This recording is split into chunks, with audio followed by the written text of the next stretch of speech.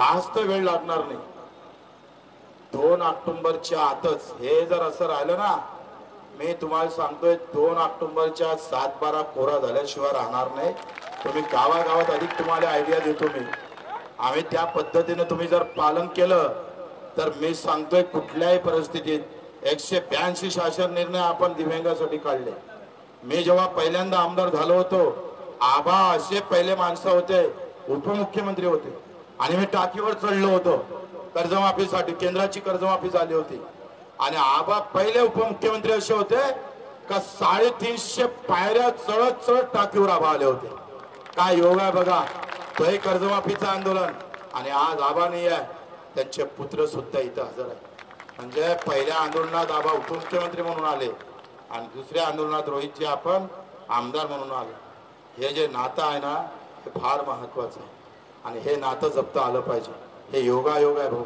आणि म्हणून आपल्या सर्वांना 24 तारीख चक्का जाम करायचा आहे. 24 तारीख तयार आहे. पूर्ण महाराष्ट्रात आम्ही बाकीच्यांना बोलावणारच आहोत. 24 तारखेला लोकमान्य टिळकाची जयंती आहे. 2च तास करायचा, ट्रायल घ्यायची पहिले. 2च तास कसं करायचं मी तुम्हाला आयडिया देतो, बरोबर फोन करतोय. फक्त 2 दिवस अगोदर घरी राहायचं नाही, पोलीसवाले पकडून घेऊन जाईल. तुम्ही 2 दिवस बाहेर राहायचं आणि अवघ्या महाराष्ट्रात 24 तारखेला 9 ते 10-11 वाजेपर्यंत आपण सगळ्यांनी चक्का जाम केला पाहिजे. करणार आहे का नाही आहे?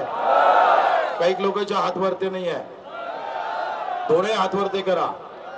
सगळे तयार आहे? पक्का?